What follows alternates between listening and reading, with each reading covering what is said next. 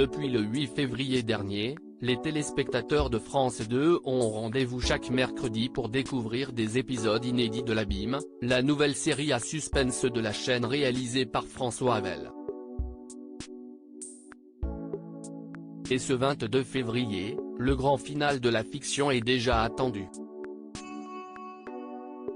Au casting, on retrouvera comme depuis le début Gilles Alma et Sarah Mortensen dans les personnages principaux. Ce fut là un nouveau projet excitant pour les deux acteurs, et notamment pour Sarah Mortensen qui cherche toujours à se diversifier. La jolie comédienne n'a toutefois plus besoin de prouver ses talents, elle qui incarne l'une des héroïnes d'Astrid et Raphaël depuis plusieurs années. Dans le passé, elle a prêté ses traits pendant 7 ans à un autre personnage bien connu du grand public, celui de Coralie Blin dans Plus belle la vie. Malheureusement, Sarah Mortensen en garde un souvenir mitigé. Et pour cause, son départ ne s'est pas vraiment fait dans les règles de l'art.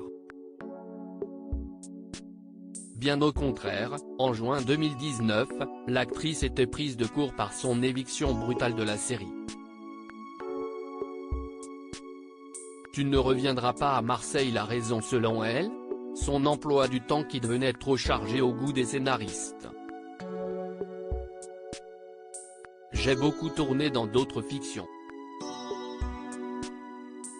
La production de Plus belle la vie avait besoin de moi cet été mais, pour des raisons personnelles et professionnelles, je ne pouvais pas, expliquait-elle à l'époque. Au départ, une solution avait été néanmoins trouvée, celle de plonger son personnage dans un coma afin de justifier son absence du show. Mais, finalement, c'est son licenciement qui a été acté. Au dernier moment, j'ai reçu un coup de fil et on m'a dit, tu ne reviendras pas à Marseille. Sans le savoir, j'avais tourné ma dernière séquence la veille, racontait-elle.